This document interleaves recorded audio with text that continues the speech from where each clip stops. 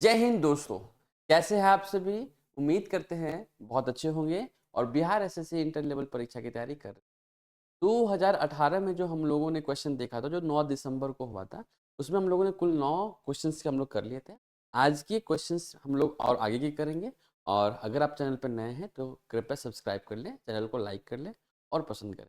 और लोगों को भी बताएं कि इस चैनल पे बिहार एसएससी इंटर लेवल परीक्षा की तैयारी बहुत बेहतरीन अप्रोच के साथ मैथ, रीजनिंग जिसकी हो रही है ना दोस्तों। चलिए आगे बढ़ते हैं।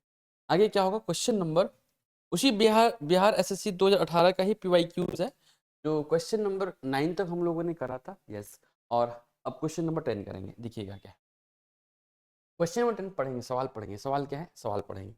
सवाल में बोला गया है, एक बंदर को 30 फीट ऊंचे पेड़ पर चढ़ने में कितना समय लगेगा? है ना, एक पेड़ है, एक पेड़ है, इस पेड़ पे चढ़ना है, उस बंदर को इस पेड़ पे चढ़ना है ना? मान लीजिए कि एक ऐसा ऐसा पेड़ है और इसमें चढ़ना है। इसमें क्या करना है, चढ़ना है। ठीक है सर। इस पेड़ में चढ़ने के लिए ओ, और पेड़ की ऊंचाई कितनी है, 30 फीट की है। पेड़ की ऊंचाई कितनी है, 30 फीट की है। ऐसा क्वेश्चन में कह रखा है। आगे सवाल में क्या है, आगे सवाल में क्या है, यदि वह 1 सेकेंड में 3 फीट चढ़ता है और फिर अगले सेकेंड 1.5 फीट नीचे आ जाता है। इसका मतलब ये है कि 1 सेकेंड लिया, 1 सेकेंड का समय लिया, 1 सेकेंड का समय लिया और 3 फीट चढ़ गया, 3 फीट चढ़ गया। और ये 3 फीट चढ़ने में उसको 1 सेकेंड का समय लगा, बहुत अच्छा।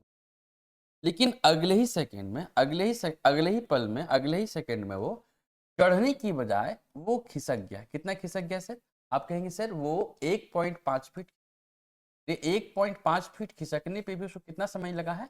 आप कहेंगे सर 1 सेकेंड का समय लगा है। बहुत अच्छी बात। ठीक है सर, ओके। सर इसका मतलब ये है कि इसने 1 सेकेंड यहाँ लिया है, सर उसने 1 सेकेंड यहाँ लिया, तो कुल मिला के उसने समय कितना लिया? आप बोलेंगे सर समय लिया है 2 सेकेंड, और 2 सेकेंड में 3 फीट पहले चढ़ा। 1 सेकेंड में वो 3 फीट पहले चढ़ा और 1 सेकेंड तो जो फिसलने में लग गया, और फिसल कर कहाँ आ गया? 1.5 फीट फिसल कर आ गया, वो यहाँ आ गया, यहाँ पे। यानी यहाँ से यहाँ तक 3 फीट है और यहाँ से यहाँ तक 1.5 फीट है, तो फाइनली वो कितना फीट चढ़ पाया? आप बोलेंगे सर 1.5 फीट चढ़ पाया। समझ पाए इस बात को? ये सिर्फ समझाने के लिए, ऐसे एग्जाम में आपको कुछ नहीं करना, जो हमने आपको करके दिया।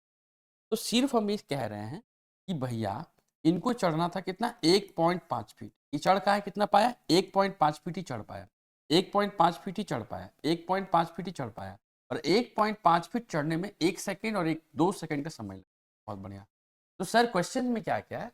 क्वेश्चन में ये है कि उसको 30 फीट चढ़ना था, लेकिन पहला जो सेकेंड में वो फीट चढ़ रहा है वो कितना है? 3 फीट। तो आप हमेशा ऐसे क्वेश्चन को सॉल्व करने के लिए ना 30 में से 3 घटाने के बाद चढ़ाएंगे इस प्रोसेस में।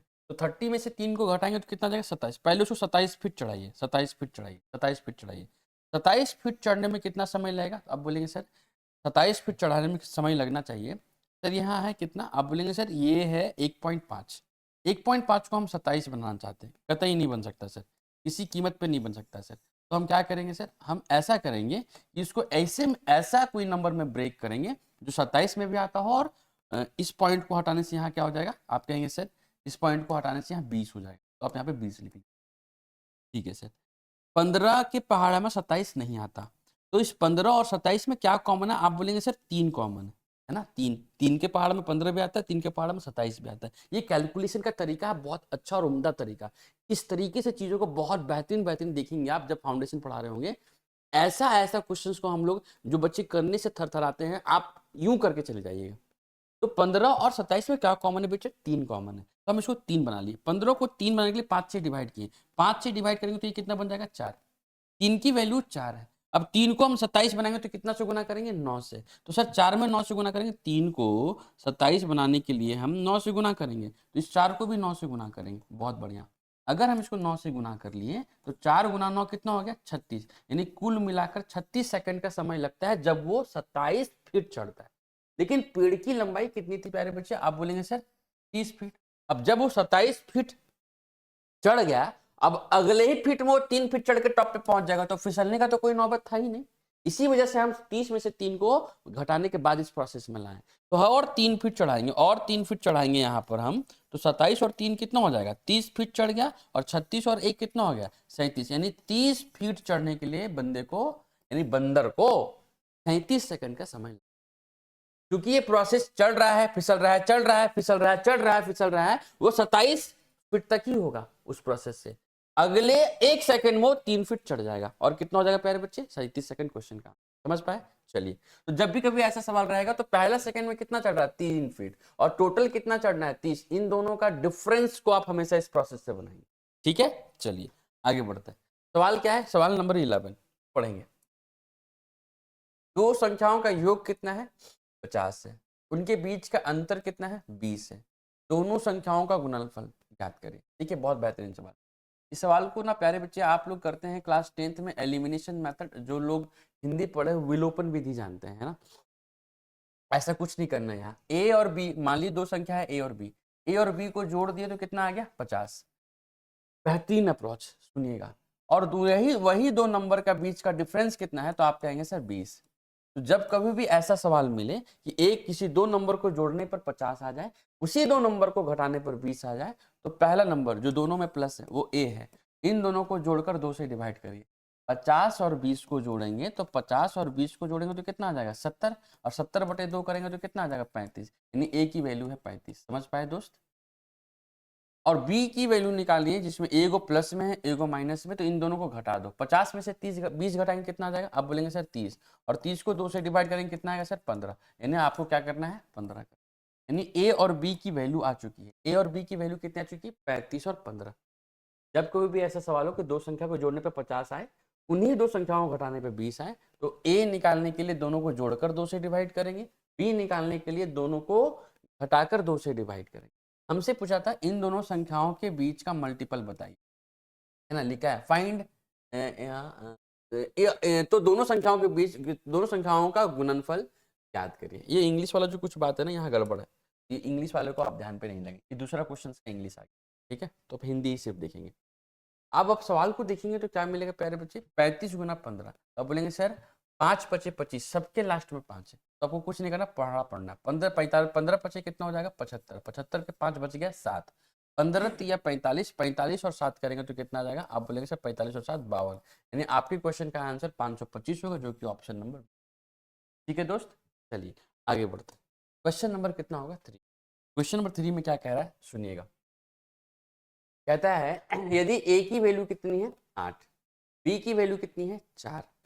तो सवाल में पूछा है कि a का क्यूब माइनस b का क्यूब प्लस 3a²b, यानी सिंप्लीफिकेशन का सवाल है। आपको वैल्यू सिर्फ पुट कर देनी है। a का वैल्यू है अगर 8 है, तो 8 का क्यूब कितना होगा? आप कहेंगे सर 512। बहुत अच्छी।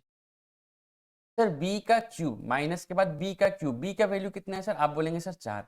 4 का क्यूब कितना होता है? 64 प्लस 3a² a का वैल्यू कितना है? 8। 8 का स्क्वायर कितना हो जाएगा? 64। बहुत अच्छा। इंटू b का वैल्यू कितना है? 4। बहुत बढ़िया। तो 4 गुना 3 करेंगे 12, 12 चौका 48 के 8, 12 चौका 48 का 8, बच गया कितना? 4। 12 छक 72 और 4 76, यानी 768। तो 768 को आप यहाँ पर लिख देंगे। अब देखेंगे सर, अब आप देखेंगे क्या होगा सर? आंसर क्या होगा? 512 और 768। पहले जोड़िए, 7 5 1200, और 68 में 12 को जोड़ देंगे तो 80, यानी 1280। 1280 में से 64 घटाएंगे तो 1200 के नजदीक आंसर होगा। 1200 के नजदीक आंसर होगा। तो सर ये 1300 आंसर नहीं हो सकता, सर ये 1100 आंसर नहीं हो सकता। 1200 के नजदीक, 1200 के नजदीक। अब यूनिट डिजिट देखिए, 8 और 2 10, 10 में से 4 जाएगा तो 6। सर 6 इसके लास्ट में नहीं है, तो ये भी आंसर नहीं होगा। एक ही ऑप्शन बचा, तो option number C is the correct answer. इस तरीके से सवालों को सॉल्व। ऐसे ही बड़ी आसान था, कोई बहुत बड़ी बात हमने आपको सिखाई नहीं, क्योंकि इस क्वेश्चन में आपको बड़ी बात नहीं लगेगी, क्योंकि ये आसान है। लेकिन इस टाइप के क्वेश्चन जब डेसिमल्स में आ रहे होंगे ना प्यारे बच्चे, ये बड़ा बेहतरीन अप्रोच काम आएगा। सर 2 और 8 10, 10 में से 4 जगह 6, यानी क्वेश्चन का आंसर वो होगा जिसकी यूनिट डिजिट में 6 है। और ऐसे दो ऑप्शन है, इसमें है और इसमें है, ये दोनों तो ऐसे भी गए। और सर 500 और 700 1200, 1280 में से 64 घटाएंगे तो 1200 के नजदीक आएगा। 1280 में से आप 64 घटाएंगे तो 1200 के नजदीक आएगा। ये 1300 के नजदीक है, तो ये कभी आंसर नहीं होगा। एक ही ऑप्शन था 1200। समझ पाए? चलिए आगे बढ़ते हैं। क्वेश्चन नंबर कितना होगा? 13। देखिएगा 13 नंबर सवाल क्या है। कहता है रमेश एवं महेश की औसत आय कितनी है? 3000 रुपए। यानी औसत आय का मतलब हो गया कि एक बंदे को 3,000 मिल रहा है। ऐसे कितने बंदे हैं? रमेश और मोहन 2 बंदे हैं, तो दोनों को मिला के 6,000 रुपया मिलेगा। सुरेश और महेश का भी 3250 रुपया औसत है। सुरेश और रमेश का भी 3500 रुपया औसत है। सवाल में पूछ रहा है रमेश का मासिक आय कितना है? एकदम सिंपल सा बात है, बहुत बेहतरीन सवाल नहीं है, लेकिन फिर भी बेहतरीन बनाने की कोशिश करें। देखिएगा क्या करना था कि रमेश और महेश है, तो हम रमेश को आर लिख रहे हैं, महेश को एम लिख रहे हैं, और हम जान रहे हैं कि दोनों में से एक बंदे को 3,000 मिल रहा है, तो दोनों को मिला के 6,000 मिलेगा। ये बात क्लियर। सुरेश एवं महेश, सुरेश एवं महेश की अगर हम बात करें तो एक बंदे को मिल रहा है 3250, अगर हम इसका डबल कर देते हैं तो 6500 हो जाना है, 6500 हो जाना है। एवं रमेश, सुरेश एवं रमेश, सुरेश एवं रमेश, सुरेश एवं रमेश दोनों को मिलाकर कितना होगा? 7,000। क्यों? क्योंकि एक बंदे को मिल रहा है 3500, तो दोनों बंदे को मिलाकर कितना बनेगा? 7,000। एक बात आप देखेंगे कि अगर पूरे कंडीशन में LHS और RHS को अगर हम जोड़ दें तो रमेश 2 बार आ चुका है, महेश भी 2 बार आ चुका है, और सुरेश भी 2 बार आ चुका है। तो हम 2 कॉमन ले लेंगे, तो बचेगा क्या? रमेश प्लस महेश प्लस क्या? आप बोलेंगे सर रमेश, महेश और कौन? सुरेश। फिर इधर जोड़ो, 6 और 6 12, 12 और 7 19, 19,500 होगा दोस्त। आप बोलेंगे सर 19,500। देखो 6 और 6 कितना हो गया? 12, 12 और 7 कितना हो गया? आप बोलेंगे सर 19, 19,500। सर इस 2 को यहाँ से हटाओ और 2 से इसको डिवाइड कर लो, तो आप बोलेंगे सर 2 से डिवाइड करने पे क्या आएगा? 2 9 18 आएगा। कितना बच गया सर? आप बोलेंगे सर 2 9 18, एक बच गया, 2 7 14, 2 5 10 0, यानी 9,750। 9,000, 18,000 का आधा कर दिए 9,000, और 1,500 का आधा कर दिए 750। सर ये क्या आया? ये आया रमेश प्लस महेश और प्लस सुरेश, ये तीनों का अगर सैलरी को हम ऐड कर देते, तीनों मिलके इतना मिल रहा था। सर सवाल में क्या पूछा था? रमेश का मासिक आय कितना? रमेश का मासिक, सर रमेश के बारे में पूछ रहा है, तो महेश और शुभम का दोनों मिलाकर कितना था? अब बोलेंगे सर महेश और सुरेश, महेश और सुरेश दोनों मिलकर 6500 कमा रहे थे। इसका मतलब रमेश निकालने के लिए इन दोनों का 6500 इसमें घटाना पड़ेगा। तो 9750 में से आप 6500 घटा लो, तो आपके पास जो बचेंगे वो रमेश के होंगे। तो आप बोलेंगे सर यहाँ 50 बचा, और 7 में से 5 जाएगा 2, 9 में से 6 जाएगा 3, यानी 3250 रुपये किसको मिल रहा है? रमेश को मिल रहा है, जो कि ऑप्शन नंबर डी करेक्ट। समझ गए दोस्त? तो इस तरीके से सवालों को बनाना है, और ये फर्जी बात है, ये सारी बातें तो आपको लिख ही रखा है कि रमेश महेश की औसत आय 3,000 है, तो दोनों को मिला के 6,000। यहाँ 3265 का 50 का 2 गुना 6500, 3500 का 2 गुना 7,000, और दोनों में हर जगह रमेश महेश और सुरेश ये क्या है? तीनों एक साथ 2-2 दिन काम कर रहे हैं ना। तो बस वहां से आपको क्या करना था? 19,500 का आधा 5750 में से आपको किसका निकालना था? रमेश का। तो महेश और सुरेश मिलकर 6500 कमा रहे थे, घटा देंगे तो 3250 क्वेश्चन का आंसर। ठीक है दोस्त, चलिए क्वेश्चन नंबर 14 पे। क्वेश्चन नंबर 14 में क्या लिखा है? किसी भिन्न के अंश एवं हर का योग 13 है। यदि अंश में 2 जोड़ दिया जाए और हर में 3 जोड़ दिया जाता है, तो यह 4/5 हो जाता है। भिन्न क्या है? बहुत सारे बच्चे इस क्वेश्चन को कैसे बनाते हैं? बनाते हैं ऐसे हैं कि भिन्न को x और y मान लेते हैं। आपको कुछ नहीं करना, अगर भिन्न पूछ रहा है तो जो ऑप्शन दे रखा है वो तो भिन्न का ही है, तो आप ऑप्शन हिट कर लो। पहला ऑप्शन क्या है? पहला ऑप्शन, क्योंकि सब ऑप्शन आसान है, इसमें से हम आसान भी नहीं चुन सकते, क्योंकि चारों ही आसान है ना। तो आपको क्या करना था? आपको करना था कि आपको अंश में 2 जोड़ना था। अगर आप 2 जोड़ते हैं और हर में 3 जोड़ना था, हर में 3 जोड़ते हैं तो इसको 4/5 बनना चाहिए था। देखिए 7 और 2 कितना हो गया प्यारे बच्चे? 9। 6 और 3 कितना हो गया? 9। तो 9 9 कट के 1 बन रहा है, बनना चाहिए था 4/5, यानी ये आंसर नहीं हो सकता, ये आंसर नहीं हो सकता। सर इसको जोड़ो, 6 में जोड़ दो 2, 7 में जोड़ दो 3, 6 और 2 कितना हो गया सर? 8, 8 7 और 3 कितना हो गया? 10। क्या हम इसको काट के 4/5 ले सकते हैं? Yes sir. और ऑप्शन में जो क्वेश्चन बना रहा था वो भी कितना बना रहा था? 4/5। ये किससे हो पाया? सी से। तो एक ही ऑप्शन करेक्ट होगा, सी। कौन? 6/7। तो जब कभी ऐसे सवाल आएंगे तो आप ऑप्शन हिट करेंगे, ना कि आप एक्स और वाई मान के सवालों को बना रहे हो। ठीक है दोस्त, आई होप आपको मजा आ रहा होगा, चीजें नई सीखने को मिल रही होंगी, और आप जरूर पसंद कर रहे होंगे वीडियोस को। चलिए आगे बढ़ते हैं। क्वेश्चन नंबर कितना होगा? 15। एक कैंटीन में एक सप्ताह में 784 सेब की आवश्यकता होती है, 784। जनवरी, फरवरी और मार्च 2012 साल की बात हो रही है। 2012 के साल में जनवरी फरवरी और मार्च के लिए कुल मिलाकर कितने सेब की जरूरत पड़ेगी। इसका मतलब ये है, सुनिएगा, सवाल में एक सप्ताह का मतलब 7 दिन होता है, लेकिन बात यहाँ 1 महीना की नहीं 3 महीने की कर रहे हैं। तो आप एक बात देखेंगे कि सर जनवरी में कितने दिन होते हैं, 31 दिन होते हैं, ये बात पता है ना। फरवरी में सर फरवरी का दिन 28 भी होता है और फरवरी का दिन 29 भी होता है। तो किस बात पे डिपेंड कर रहा है, ये डिपेंड कर रहा है कि जो साल आपने लिया है वो साल लीप ईयर है कि ऑर्डिनरी ईयर है। तो 2012 किसी साल का लीप ईयर पता करना और ऑर्डिनरी ईयर पता करने के लिए आपको ना उस पूरे साल को 400 से भाग देना, 4 से भाग। क्या ये 12 4 से, और 4 का रूल क्या था कि अगर लास्ट की 2 डिजिट 4 से कट रहे हैं तो पूरी संख्या 4 से कटेंगी। क्या 12 4 से कटता है? यस। अगर 12 4 से कटता है इसका मतलब यह है कि ये लीप ईयर है। क्या है बेटा? Leap year. और अगर कोई साल लीप ईयर है तो उसमें फरवरी महीने में 28 दिन नहीं 29 दिन होते हैं। इसका मतलब हमको फरवरी महीना में 29 दिन लेना होगा। ठीक बात है सर। मार्च तो ऑलरेडी 31 दिन का होता है। तो आप हमको बताइए कि इनको जोड़कर कितना आएगा। 31 और 31 कितना हो गया? 62। 62 और 20 कितना हो गया? 82। 82 और 9 कितना हो गया? आप बोलेंगे सर 82 और 9 91 हो गया। यानी इन टोटल तीनों महीने के दिन कितने आएंगे? 91 दिन, यानी 91 दिन की बात कर रहा है। लेकिन सवाल में दिया है वो क्या दिया है? एक सप्ताह में 784 सेब की आवश्यकता होती है। यानी क्वेश्चन अगर सप्ताह में दिया है तो हम इसको सप्ताह बना लेंगे। ये अभी क्या है? दिन है, 91 दिन है। अगर दिन को सप्ताह बनाना तो 7 से डिवाइड करना होगा। तो अगर 91 को 7 से डिवाइड करेंगे तो 13, यानी ये 13 सप्ताह की बात कर रहा है। आपको पता है प्यारे बच्चे कि 7 एक सप्ताह है ना, एक सप्ताह में 784 फल की जरूरत पड़ रही है ना। ऐसे कितने सप्ताह की बात कर रहा है? 13 सप्ताह की बात कर रहा है। क्या मतलब 784 से हम 13 को गुना करेंगे।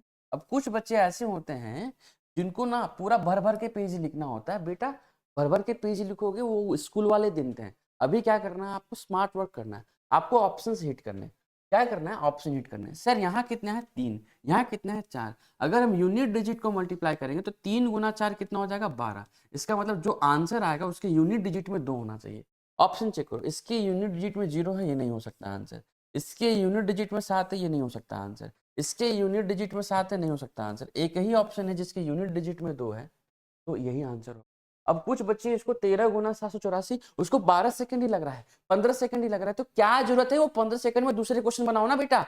इसीलिए तो ऑप्शन देता है ताकि आप चीजों को जल्दी कर सको, है ना। सवाल इस बात की लड़ाई है ही नहीं कि सवाल आपको कितना आता है। अब इस बात की लड़ाई है कि आपको कितना कम समय में कितना ज्यादा आता है। तो सवाल को आपको ऐसे बनाना, समझ पाए? गुना भागा जोड़ घटाव कुछ नहीं करना है, और सच में नहीं करना है, किसी भी क्वेश्चन में नहीं करना। शायद ही वो क्वेश्चन है जिसमें करना पड़ रहा है, तो बेटा उसमें सिर्फ आपको नहीं दुनिया के हर एक बच्चों को करना पड़ रहा है ना। तो आपको स्मार्ट वर्क करना है, बहुत आराम से चीजों को समझनी है, ध्यान ध्यान से। और आप अगर इस अप्रोच को अपनाते हैं, यकीन मानिए बहुत मुश्किल है कि कोई आपको सिखा भी रहा हो।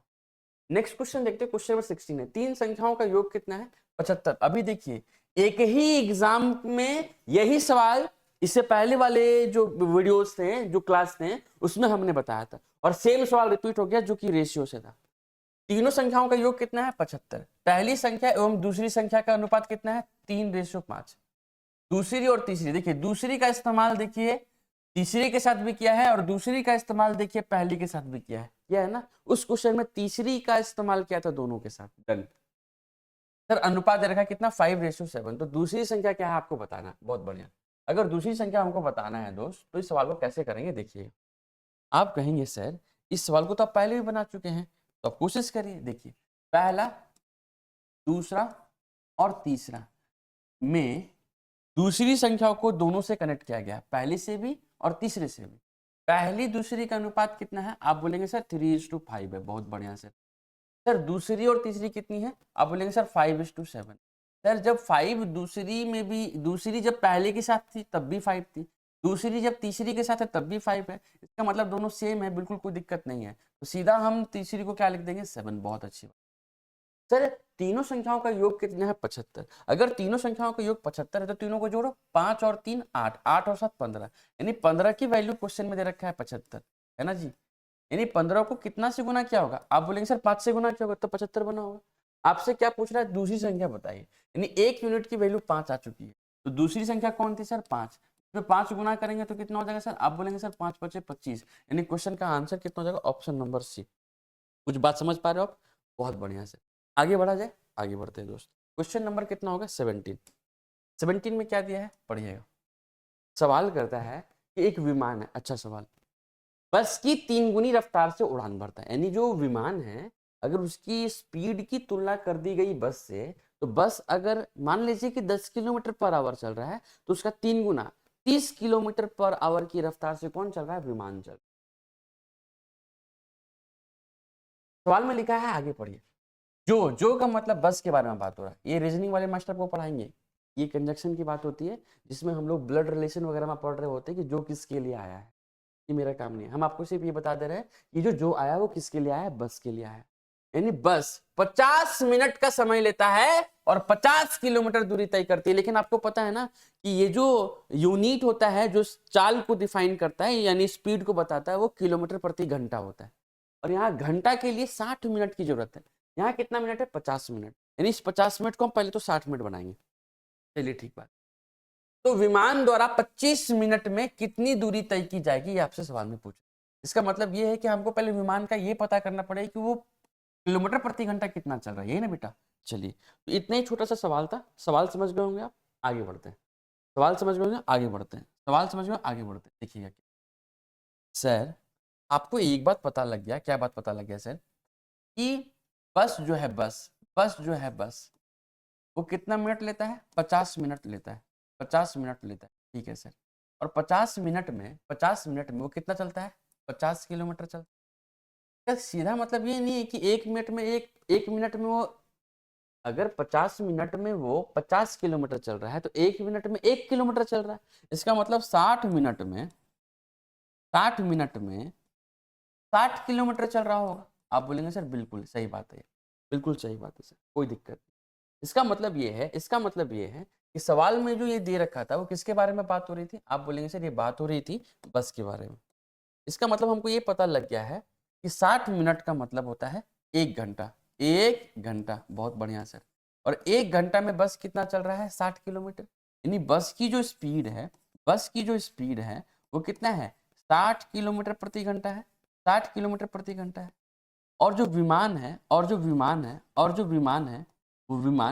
वो विमान जो है वो बस का कितना गुना स्पीड से चलता है?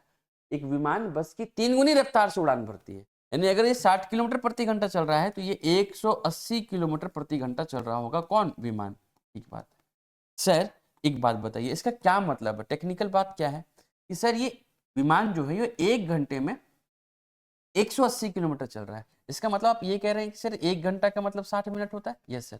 इसका मतलब आप ये कह रहे हैं कि 1 घंटा में 80 किलोमीटर और 1 घंटा में 60 मिनट होता है, तो 60 मिनट में ये 180 किलोमीटर चल रहा होगा। आप बोलेंगे सर बिल्कुल सही बात, बिल्कुल सही बात।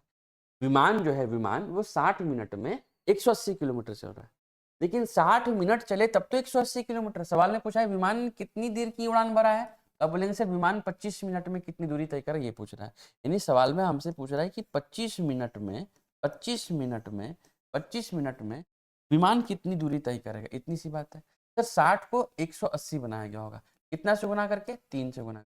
उसी 3 का मल्टीप्लाई यहाँ कर दीजिए तो 25 गुना 3 कितना हो जाएगा? 75, जो कि ऑप्शन नंबर सी करेक्ट है। समझ गए दोस्त? तो इस तरीके से सवालों को सॉल्व करना है ना।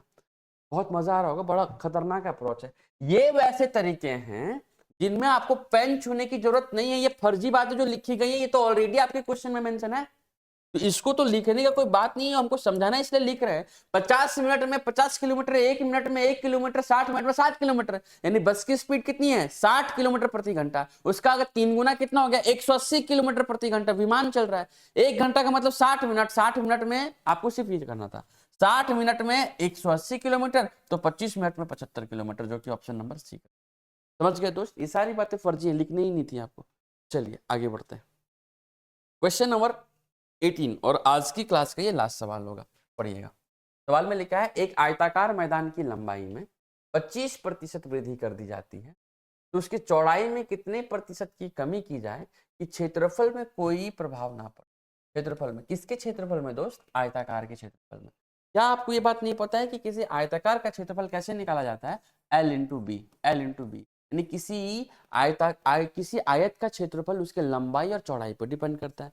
लंबाई बढ़ेगा तो चौड़ाई लंबाई चौड़ाई दोनों बढ़ा देंगे तो एरिया बढ़ जाएगा, लंबाई चौड़ाई घटा देंगे तो एरिया घट जाएगा, यानी दोनों बातें। सवाल में क्या लिखा है कि लंबाई को हमने बढ़ा दिया, कितना बढ़ा दिया सर? 25% बढ़ा दिया। तो पहले से तो लंबाई कुछ होगी ना दोस्त, तब तो बढ़ाया गया होगा। बढ़ाने का मतलब क्या होता है कि पहले से लंबाई कुछ ना कुछ एग्जिस्ट कर रही थी, अब उसमें 25% का इंक्रीमेंट कर दिया।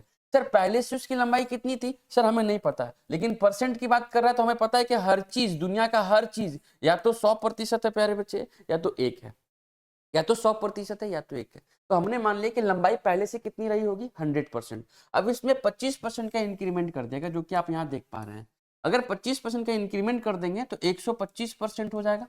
ये लंबाई कितनी बढ़ गई है? 25% बढ़ गई। इसका मतलब कहीं ना कहीं उसका एरिया भी बढ़ेगा, लेकिन ये चाहता है कि एरिया में कोई वृद्धि ना हो। इसका मतलब लंबाई बढ़ा दी तो चौड़ाई घटाना पड़ेगा। चौड़ाई घटा देंगे, कितना घटाएंगे सर? चौड़ाई घटा देंगे। चौड़ाई भी अपने आप में कितना परसेंट होगा? 100%। चौड़ाई घटा देंगे, कितना घटा देंगे सर? 25% चौड़ाई घटा देंगे। कितना में? 125 में। आप जानते हैं 25 पच्चे 125 होता है, और 1/5 की अगर हम 100 से गुना कर दे तो आप जानते हैं ये 20% होता है। कितना होता है? 20%, जो कि ऑप्शन नंबर कौन सा है प्यारे बच्चे? डी है। समझ गए? और 1/5 की फ्रैक्शन वैल्यू आपको परसेंट में 20% होता है, ये बात याद होनी चाहिए। तो इसी खूबसूरत सवाल के साथ आज की सेवा करेंगे हम समाप्त, और आपको बहुत मजा आ रहा होगा अगर आप पेशेंसफुली वीडियोस को पूरा पूरा देख रहे होंगे, या आप एग्जाम्स के बाद देखेंगे तो आपको ये इस बात का पछतावा जरूर होगा कि हमें ये पहले देख लेना था, हमें ये पहले समझ लेना था, ये अप्रोच देख लेना था। और अगर दोस्त आप देख रहे हैं तो ज़रूर और भी बच्चों तक ये बात फैलाएं कि यहाँ का अप्रोच बहुत बेहतरीन है, चाहे रीजनिंग हो, चाहे मैथ्स हो, चाहे और आपका सपोर्ट, आपका प्यार ही हमें आगे लेकर जाएगा, और उसके बाद हम आपको आगे लेकर जाएंगे ना। दोनों एक दूसरे से प्रतिस्पर्धा करेंगे। तो हम चाहते हैं कि आप लोगों को शेयर करें, बताएं और मज़े लें। तब तक के लिए जय हिंद दोस्तों।